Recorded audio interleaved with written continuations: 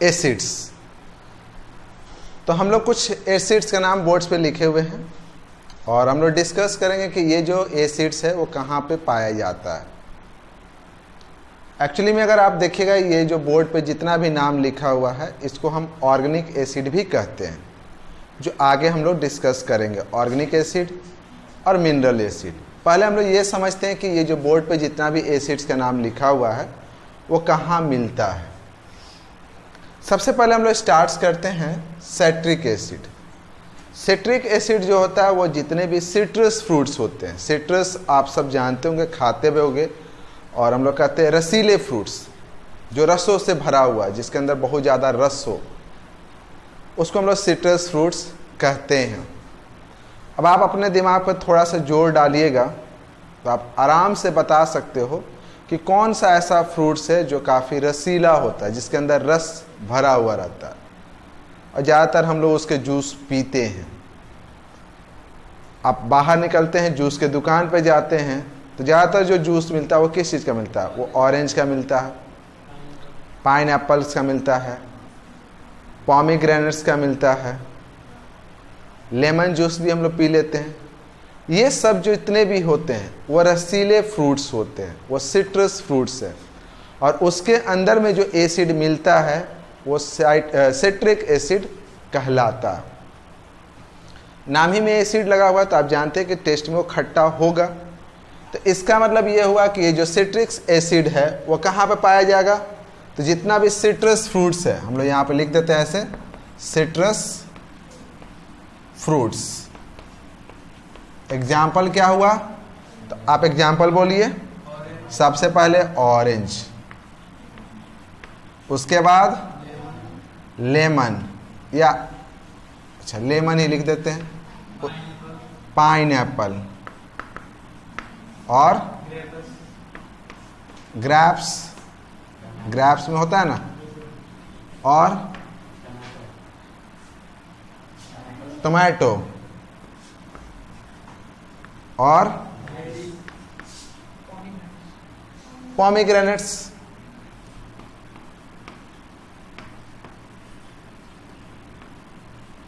और बेरी। ठीक है ना? बेरी का नाम तो सुने ही होंगे। और चलिए हो गया। इसके अंदर में आपका सिट्रिक एसिड पाया जाता है। Orange, lemon, pineapple, grapes, tomato, pomegranates, berry. आता मैलिक एसिड। मैलिक एसिड आप देखिएगा तो ये मैक्सिमम, जो मैक्सिमम कहा जाता है मैलिक एसिड, वो एप्पल जो होता है वो मैक्सिमम या ज़्यादातर वो मैलिक एसिड्स को कंटेन करता है। ठीक है ना? तो एप्पल ह्यूज अमाउंट में मैलिक एसिड को कंटेन करता है। तो आप कह सकते हैं एप्पल, इसमें आता है आपका सबसे मेन एग्जांपल एप्पल, कि एप्पल जो होता है ना वो ज़्यादातर मैलिक एसिड को कंटेन करता है, लेकिन कुछ मात्रा में, थोड़ा बहुत मैलिक एसिड जो होता है वो बनाना, पॉमीग्रेनेट्स, ग्रेप्स, बेरी, टमाटो, ये सब भी कंटेन करता है। तो ज़्यादातर तो ये कंटेन करेगा ही। इसके अलावा थोड़ा बहुत मात्रा में कौन कौन कंटेन करता है? तो बनाना, उसके बाद पाइनएप्पल, और पॉमीग्रेनेट्स, उसके बाद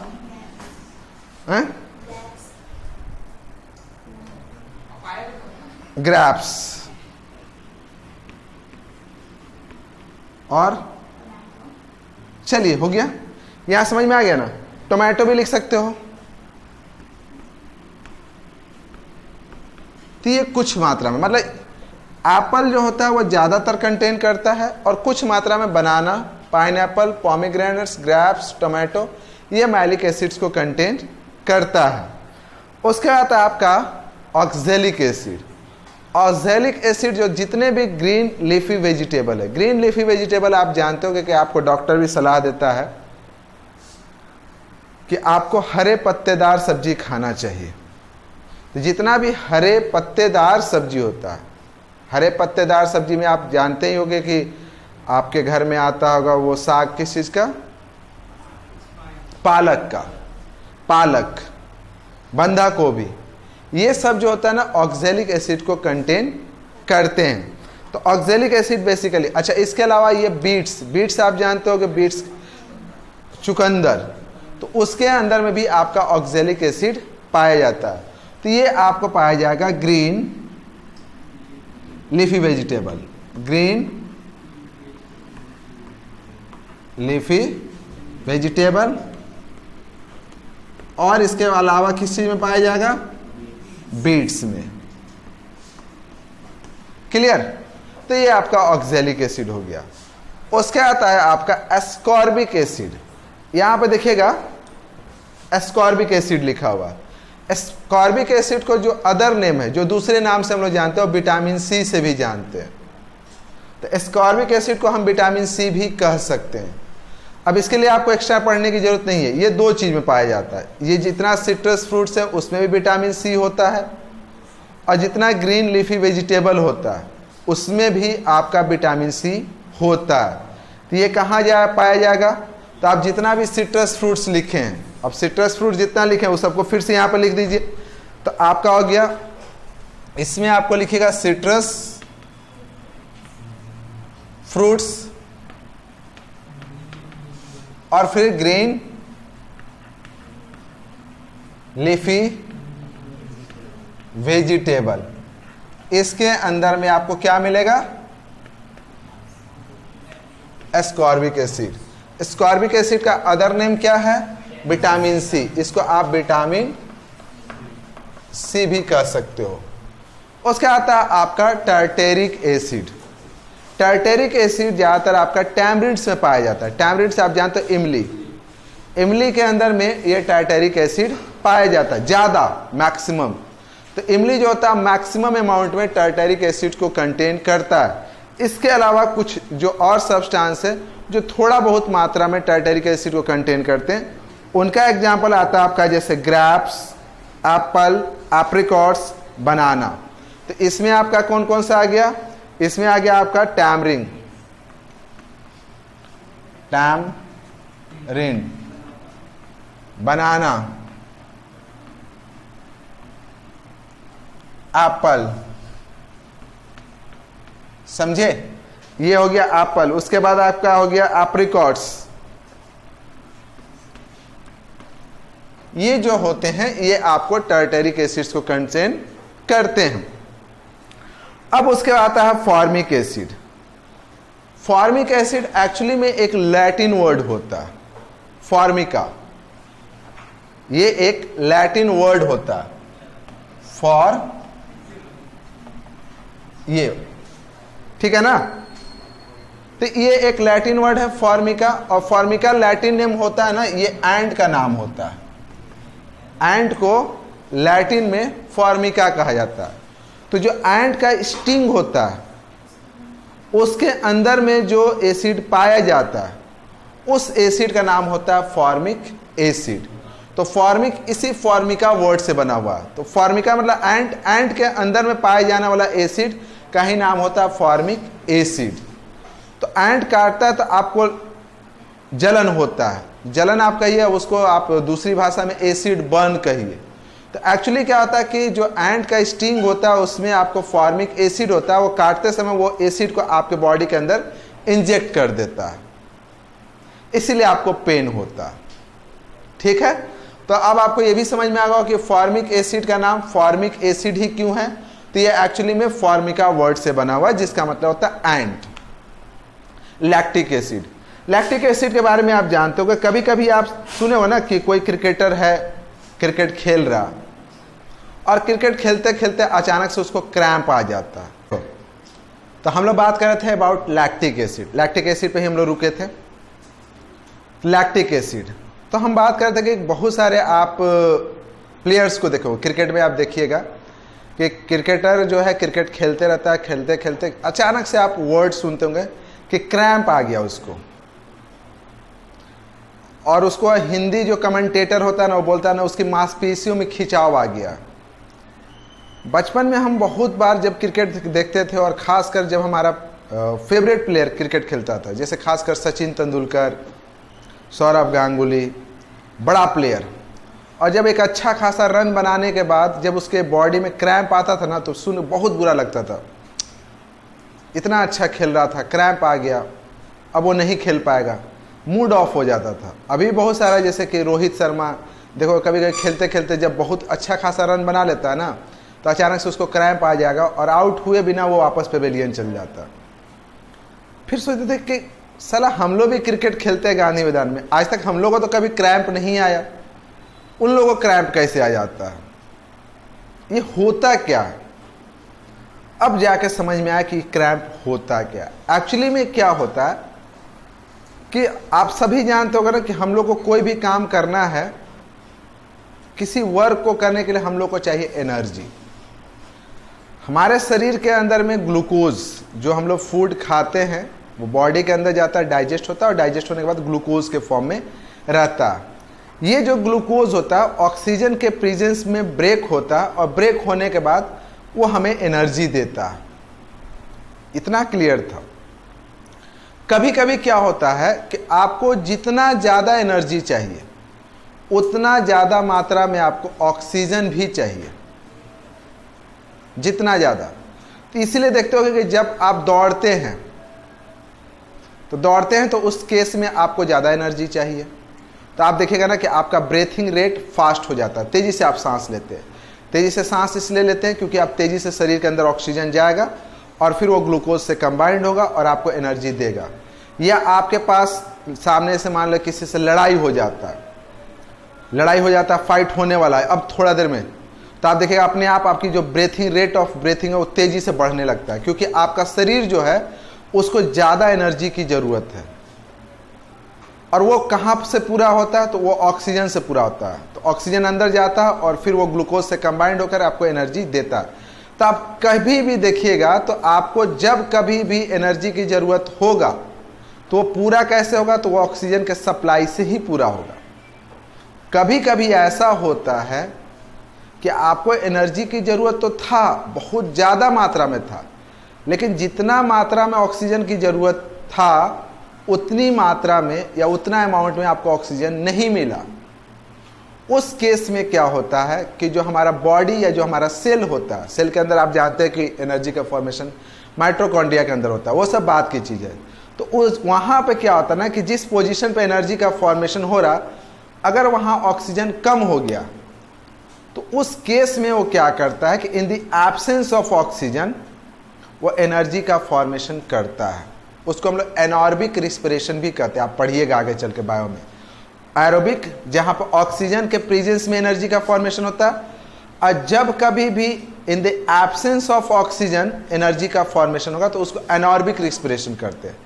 तो जब कभी भी एनारोबिक रिस्पिरेशन होता है तो उसके बाद एनर्जी तो मिलेगा, लेकिन साथ ही साथ वहाँ पे लैक्टिक एसिड का भी फॉर्मेशन होता है, और इसी लैक्टिक एसिड के कारण क्रैम्प आता है।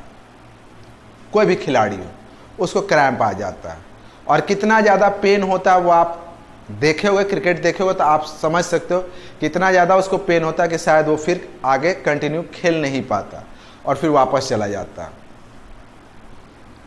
एसिटिक एसिड, आप सब विनेगर का नाम सुने होंगे, घर के अंदर में आप सबका विनेगर होगा। आम भाषा में मम्मी लोग जो है उसको सिरका बोलती है। सिरका हिंदी वर्ड है, सिरका इंग्लिश वर्ड है विनेगर। विनेगर आप कहाँ पे यूज करते हो? कहाँ पे बताइए? चाउमीन में, और अचार उचार जो होता है ना उसमें भी विनेगर का यूज किया जाता है प्रिजर्व करने के लिए। उस विनेगर में एसिटिक एसिड रहता है, समझे? Acetic acid.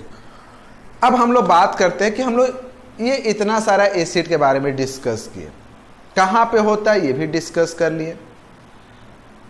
थोड़ा सा और आप इसमें ये समझ लीजिए कि हम जितना भी बोर्ड पे जितना भी एसिड का नाम लिखे हैं ये सब को हम लोग ऑर्गेनिक एसिड कहते हैं। ऑर्गेनिक एसिड का मतलब वो होता है कि वो सारा एसिड जो प्लांट या एनिमल में पाया जाए, या उसको आप नेचुरल एसिड भी कह सकते हैं, जो नेचुरल सब्सटेंस से पाया जाए। तो all those acid which are found in plant और एनिमल, उसको हम लोग ऑर्गेनिक एसिड कहेंगे। तो ये सब क्या है? ऑर्गेनिक एसिड है। अब ये जान ही रहे हो कि ऑर्गेनिक एसिड को हम लोग खाने पीने में यूज कर सकते हैं कि नहीं कर सकते? तो करते हैं। ठीक है, ऑर्गेनिक एसिड समझ में आया।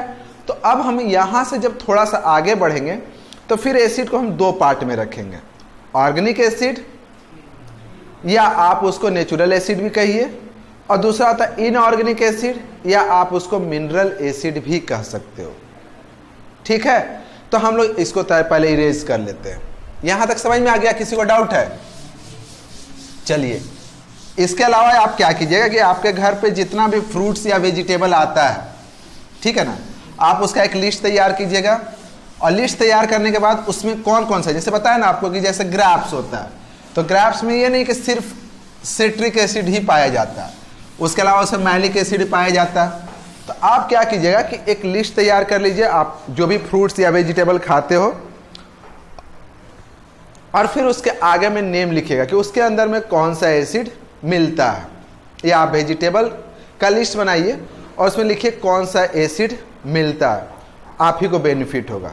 इसलिए नहीं कि वो एग्जाम में क्वेश्चन आएगा, इसलिए ताकि आपके पास कुछ बेसिक चीज़ों की जानकारी होनी चाहिए ताकि आप उसको आगे बढ़ा सकते हो। ठीक है, अब हम लोग यहां से बात करते हैं दो चीज, ऑर्गेनिक एसिड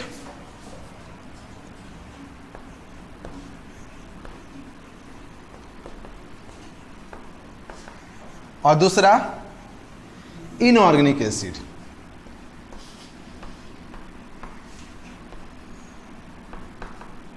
ऑर्गेनिक एसिड और इनऑर्गेनिक एसिड। ऑर्गेनिक एसिड को हम लोग नेचुरल एसिड भी कह सकते हैं, नेचुरल एसिड कह सकते हैं, और इसको हम लोग मिनरल एसिड कहते हैं। नहीं, ऐसा कुछ नहीं कह सकते, जरूरी थोड़ी ना कि इसको सिर्फ आदमी ही बनाएगा, इसको मिनरल एसिड कहा जाता है।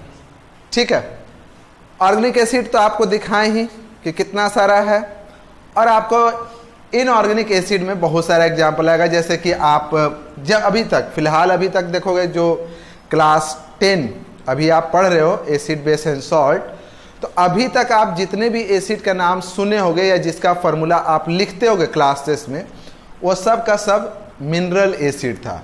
उसमें आपका आता है सबसे पहले hydrochloric acid, sulphuric acid, nitric acid, है ना, ये आपका हो गया hydrochloric acid, sulphuric acid, nitric acid, phosphoric acid H3PO, carboxylic acid H2CO3। ठीक है ना, इसके अलावा और भी बहुत सारा। आप इनके बारे में थोड़ा सा जानकारी कलेक्ट करोगे तो आपको पता होगा कि ये जो हाइड्रोक्लोरिक एसिड है वह हार्पिक तो आप बहुत उसका प्रचार सुनते होगे। बाथरूम क्लीनर, ये बाथरूम क्लीनर के अंदर मिलता है। सल्फ्यूरिक एसिड के अगर बारे में थोड़ा सा और आप नॉलेज को बढ़ाओगे तो पता चलेगा कि आपके घर के अंदर जो बैटरी होगा या गाड़ी उड़ी में जो बड़ा बड़ा गाड़ी में बैटरी लगा रहता है, तो उसके अंदर में सल्फ्यूरिक एसिड का यूज होता है। नाइट्रिक एसिड का यूज फर्टिलाइजर बनाने में होता है। आप इन दोनों के बारे में थोड़ा सा नॉलेज जमा कीजिए कि आखिर इनका यूज कहां पे होता है। इसके बारे में ज्यादा बोलने की जरूरत नहीं है, क्योंकि ऑर्गेनिक एसिड आपको बता दिए हैं कि all those acid which are found in plant और एनिमल, और कुछ एग्जाम्पल आपको दिए। अच्छा, एक बात और बता देते हैं कि जितना हम बोर्ड पे नाम लिखे थे, ऑर्गेनिक एसिड का लिमिट वहीं तक नहीं होता। बहुत सारा ऑर्गेनिक एसिड है जिसके बारे में हम लोग यहाँ पे डिस्कस नहीं कर रहे। आप जब आगे पढ़ोगे, आगे चल के जैसे कि 11th में जाओगे या 12th में जाओगे, तो फिर आप जानते हो ना केमिस्ट्री का 2 ब्रांचेस हो जाते हैं, जिसमें एक ब्रांच में हम लोग इनऑर्गेनिक पढ़ते हैं और दूसरे में ऑर्गेनिक पढ़ते हैं। तो जब ऑर्गेनिक पढ़ोगे तो ऑर्गेनिक में जब आप एसिड के बारे में पढ़ोगे तो वहाँ पर बहुत सारे ऑर्गेनिक एसिड के बारे में डिस्कस करोगे। फिलहाल के लिए आपको यही समझना कि ऑर्गेनिक एसिड वो एसिड होता है which are found in plant और एनिमल, या which are unnaturally made acid जो नेचर के थ्रू ही बनाया जाता है, जिसको हम लोग नहीं बनाते। लेकिन यहाँ पे एक फिर मात खा जाते हैं, क्योंकि अब बहुत सारा ऐसा भी ऑर्गेनिक एसिड है जिसको लैबोरेटरी के अंदर बनाया जाता है, ठीक है ना। और इनऑर्गेनिक एसिड या आप उसको मिनरल एसिड भी कह सकते हो। अब फिर से एसिड को फर्दर क्या होता है कि कुछ एसिड जो होते हैं वह स्ट्रॉन्ग एसिड और कुछ वीक एसिड होते हैं। फिर यहाँ पे आप दिमाग के अंदर ये रखिएगा कि जितना भी ऑर्गेनिक एसिड होता है दे आर वीक एसिड, वो एक वीक एसिड होता है। और मिनरल एसिड में ज़्यादातर एसिड जो होता है वो स्ट्रॉन्ग एसिड होता है। अब यहाँ पे स्ट्रॉन्ग एसिड और वीक एसिड पहले हम लिख लेते हैं, फिर उसके बारे में उस पर भी डिस्कस करते हैं कि क्या होता है।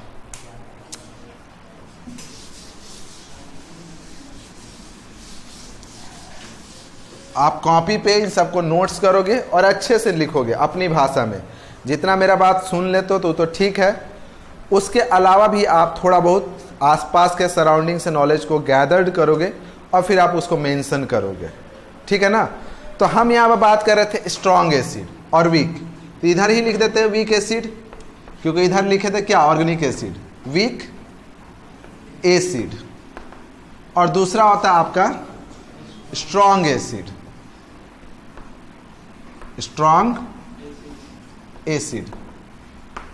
कहने का मतलब क्या होता है, देखो किसी एसिड को अगर तुम किसी सॉल्यूशन के अंदर में डालोगे ना तो दो पार्ट में ब्रेक हो जाता है। फॉर एग्जांपल जैसे HCl, HCl को देखोगे तो ये दो पार्ट में बटेगा, H प्लस और Cl माइनस। इसको हम कहते हैं डी एसोसिएट, एसोसिएट जुड़ना, डी एसोसिएट मतलब टूटना। तो कहा जाता है कि स्ट्रॉन्ग एसिड जो होता है वो कंप्लीटली डी एसोसिएट हो जाता है, कंप्लीटली मतलब ब्रेक हो जाता है। तो आप इसमें अगर डेफिनेशन लिखना होगा तो आप लिखेगा strong acid completely D associate, ठीक है ना।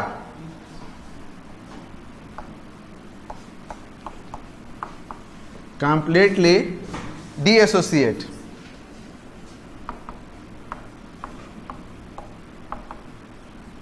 ठीक है ना। तो स्ट्रॉन्ग एसिड जो होता है कंप्लीटली डी एसोसिएट हो जाता है into the ion, into the, जैसे कि ये आपका एसिड है, ये डी एसोसिएट हुआ H प्लस आयन और Cl माइनस आयन में। तो जो कंप्लीटली कोई भी ऐसा एसिड जो किसी सॉल्यूशन में डालो या पानी में डालो या कहीं भी डालो और वो कंप्लीटली डी एसोसिएट हो जाए, पूरी तरीके से ब्रेक हो जाए, तो हम कहेंगे कि वो एक स्ट्रॉन्ग एसिड है।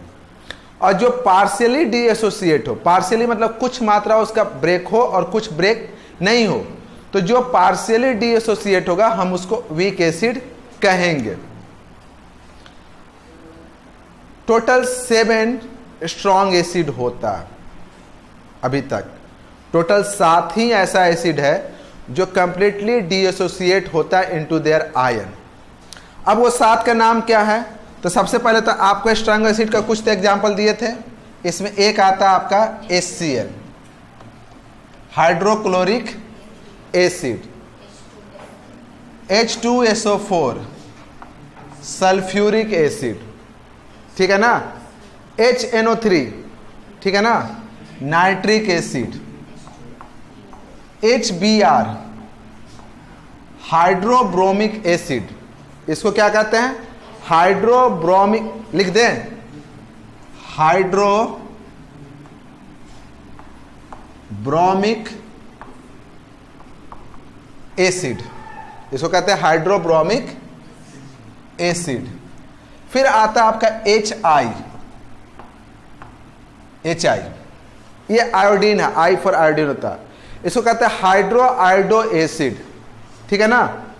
तो इसको कहेंगे hydro iodic, hydro iodic acid. इसके अलावा आता है HClO3, ठीक है ना, HClO3, इसको क्या कहेंगे क्लोरिक एसिड, ठीक है ना, इसको कहेंगे क्लोरिक एसिड।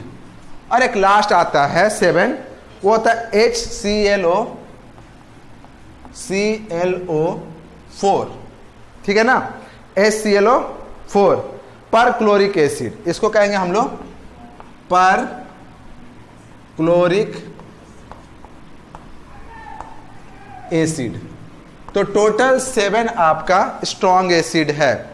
हाइड्रोक्लोरिक एसिड लिख दे, ये तो आप पढ़े होंगे तो इसलिए नहीं लिख रहे। Hydrochloric acid, sulphuric acid, nitric acid, hydrobromic acid, hydroiodic acid, chloric acid और पर क्लोरिक एसिड, ये 7 आपका स्ट्रॉन्ग एसिड है।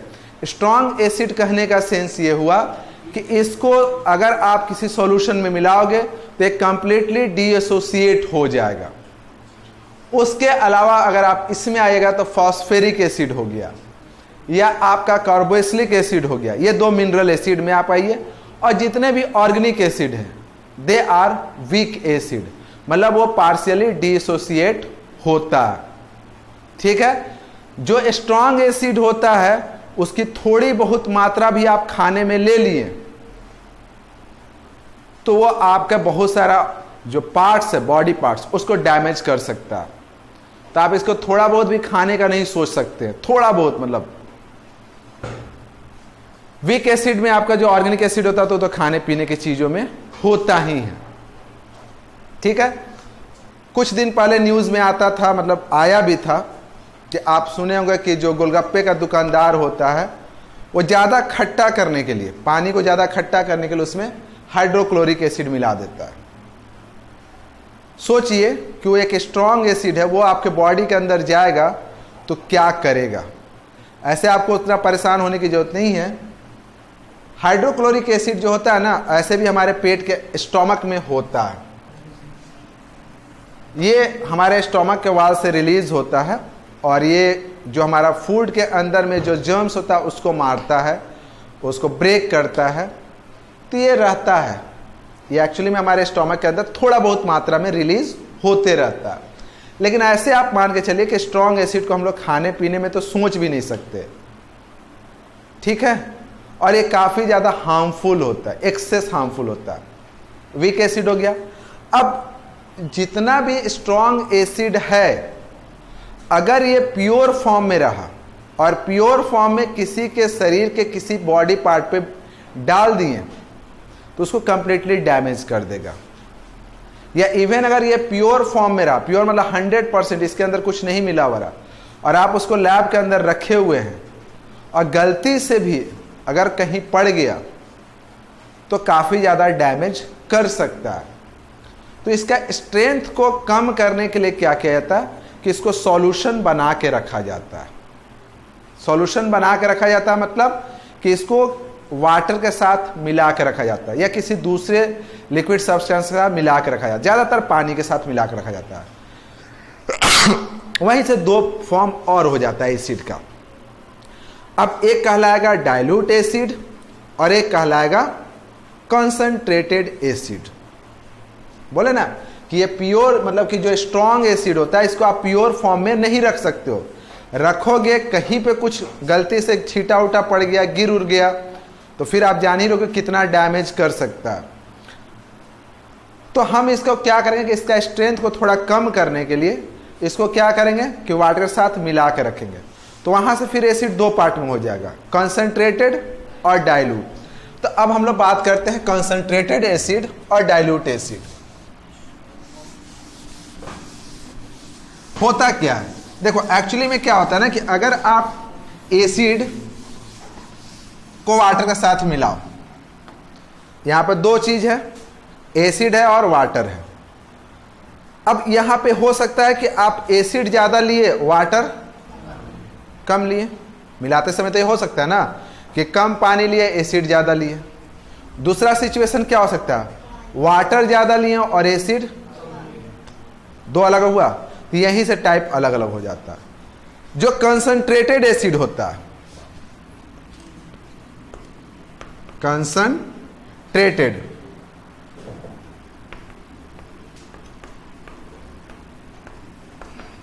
ये आइदर प्योर फॉर्म में होगा प्योर फॉर्म मतलब कि उसमें कोई पानी उनी नहीं मिला हुआ है, एकदम प्योर है, या अगर पानी मिला भी हुआ है तो कम मात्रा में है। समझे?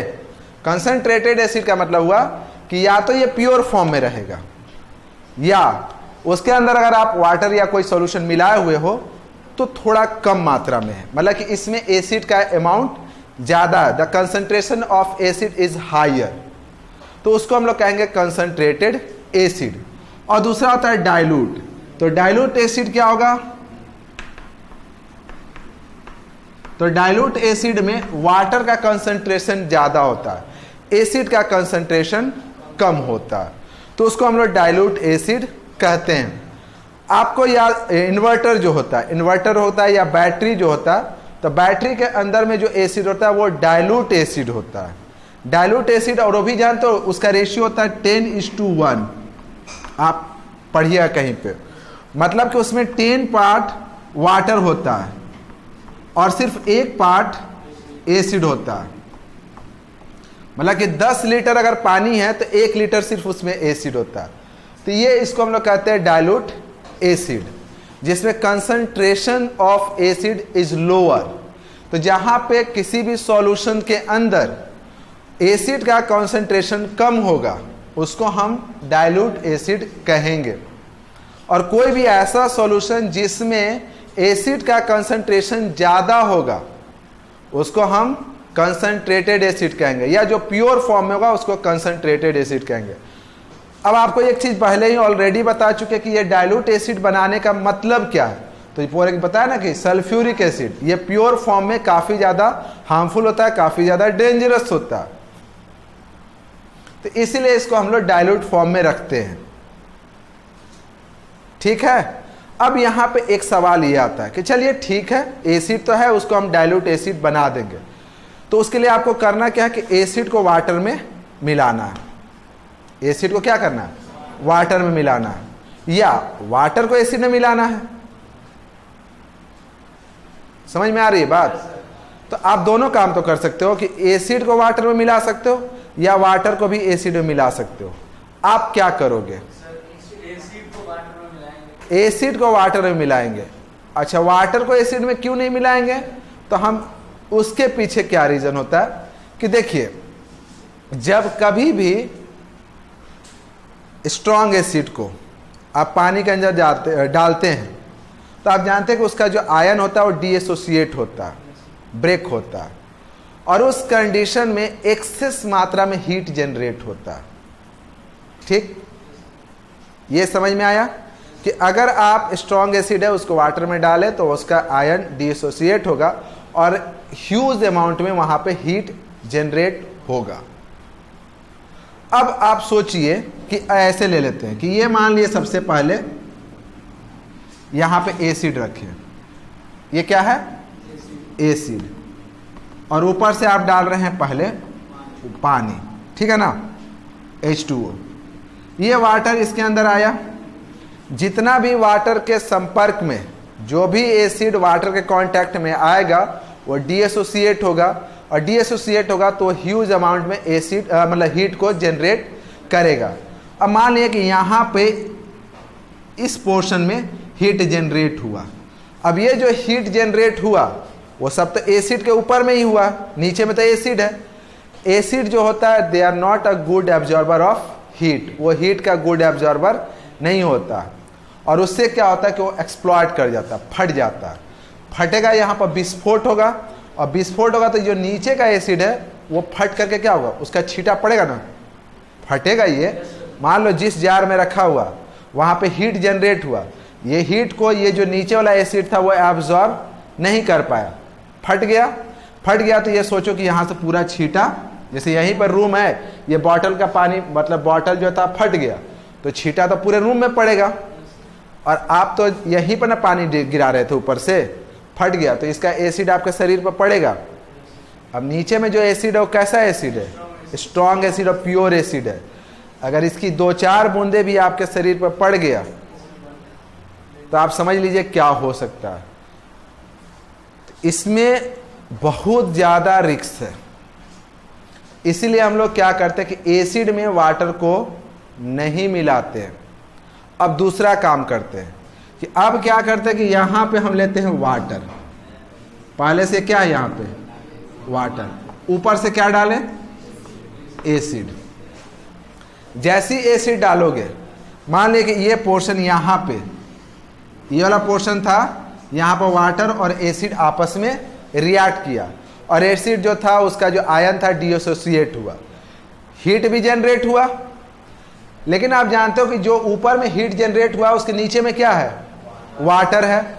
And water is a good absorber of heat, वो हीट का एक अच्छा एब्जॉर्बर है। जितना भी हीट यहाँ जनरेट होगा उन सबको क्या कर लेगा, वो एब्जॉर्ब कर लेगा। फिर आप ऊपर से एसिड डालिएगा, फिर हीट जनरेट होगा, उसको वाटर क्या होगा और फटेगा नहीं। और इस तरीके से हम डाइल्यूट एसिड का फॉर्मेशन कर सकते हैं। तो जब कभी भी हम डाइल्यूट एसिड का फॉर्मेशन करते हैं तो we always mix acid in water, not water in acid. Clear है ये चीज, समझ में आया? तो ये चीज आप याद रखिएगा। नेक्स्ट क्लास में हम लोग जब पढ़ेंगे तो हम लोग पढ़ेंगे केमिकल बिहेवियर ऑफ एसिड, कि एसिड का क्या क्या केमिकल बिहेवियर होता है। फिलहाल आपको करना क्या है, आपको करना क्या है कि घर पे जाना है। पहला चीज़ तो ये है कि जितने भी खाने पीने की चीज़ है उनका लिस्ट तैयार कीजिए कि कौन कौन सा एसिड होता है, कौन टाइप का एसिड होता है, ठीक है। किस किस एसिड को हम खाते हैं, किस किस फॉर्म में खाते हैं। इसके अलावा कुछ मिनरल एसिड के बारे में पता कीजिए और पता कीजिए कि वो कहाँ पे मिलता है। ये थोड़ा सा आप सर्च करोगे ना तो आपका थोड़ा सा नॉलेज और बढ़ेगा और इस चैप्टर में कुछ ज़्यादा इंटरेस्ट आएगा, ठीक है। इतना आप करके रखिएगा, फिर हम लोग नेक्स्ट क्लास में chemical behaviour of acid discuss करेंगे। बता रहे थे हम आपको, जो भी देखो क्वेश्चन रहेगा ना तो पहले ही पूछ लिया करना, ताकि बाद में मतलब कि ये नहीं कि खत्म होने के बाद आप बोलो। चलिए फिर से हम आते हैं कुछ डाइल्यूट एसिड। एक तो डाइल्यूट एसिड आपको ऑलरेडी बताए थे कि आपका जो बैटरी होता है, बैटरी के अंदर में जो हम एसिड यूज करते हैं वो डाइल्यूट एसिड होता है। उसके अंदर में वाटर और सल्फ्यूरिक एसिड मिक्स होता है इन द रेशियो 10:1। मतलब कि करीब करीब आप मान के चलिए कि 10 लीटर उसमें वाटर मिलाया जाता है और 1 लीटर एसिड मिलाया जाता है। आप सब सुने भी होंगे कि इन्वर्टर का जो पानी होता है तो बोलते हैं ना कि पानी हम लोग उसमें डालना, पानी खत्म हो गया। और एक्चुअली में ये पानी प्योर वाटर, मतलब जो हम लोग पानी पीते हैं वो पानी नहीं रहता है। ये जो पानी होता है ये प्योर वाटर होता है। इसको हम लोग डिस्टिल वाटर भी कहते हैं। ये वाटर का मतलब ये मत सोच लेना कि जो हम लोग पानी पीते हैं, हम लोग प्योर वाटर नहीं पीते। प्योर वाटर जो हुआ वो डिस्टिल्ड वाटर। तो डिस्टिल्ड वाटर मिलाया जाता है। देखोगे आप सुने भी होगे, सब जानता होगा कि बैटरी के अंदर में पानी डालते हैं जब कभी भी खत्म होता है तो बैटरी के अंदर में जो एसिड है वो कैसा एसिड है, तो डाइल्यूट एसिड, क्योंकि वहां पे वाटर का कॉन्सेंट्रेशन ज्यादा है as compare to the acid. ये एक हुआ। दूसरा, आप जो क्वेश्चन था विनेगर, विनेगर भी एक डाइल्यूट एसिड होता है, ठीक है ना। एक्चुअली में बोला जाए ना तो विनेगर के अंदर में जो एसिड हम यूज करते हैं वो एक वीक एसिड होता है। कहा जाता है कि किसी भी वाटर सॉल्यूशन में 6 to 10%, या एक्चुअली कहा जाता है 5 to 6% या 7%, मतलब 10% से कम, किसी भी वाटर में 10% से कम मात्रा में अगर एसिटिक एसिड को, एसिटिक एसिड को कितना, तो मान लिया 5 to 7% ही रखो। 5 to 7% of acetic acid mix in water, अगर हम इसको वाटर में मिक्स कर दें तो इसी को हम लोग कहते हैं विनेगर। मतलब आप समझ में आया कि विनेगर के अंदर में करीब करीब 93 to 95% वाटर होता और 5 to 7% एसिड होता। दैट इज अ विनेगर, समझे। तो वो विनेगर होता है। और इस तरह से और भी आप क्वेश्चन हो तो बोलो। विनेगर समझ में आया? तो विनेगर क्या होता है, तो vinegar is the solution of 5 to 7% of acetic acid in water. 5 से 7% एसिटिक एसिड को अगर हम वाटर में मिला दें तो उसी को हम विनेगर कहते हैं। विनेगर का use as a food preservative किया जाता है, फूड को प्रिजर्व करने के लिए। क्लियर? और कोई डाउट है? डाउट है तो सोचिए और क्वेश्चन कीजिए। नहीं ना है? चलिए ठीक है। अगर डाउट नहीं है तो आप जाके स्टडी करना, फिर डाउट होगा तो नेक्स्ट क्वेश्चन करना, और नहीं तो फिर नीचे में कमेंट बॉक्स में डाल देना लिख करके, उसको हम बता देंगे।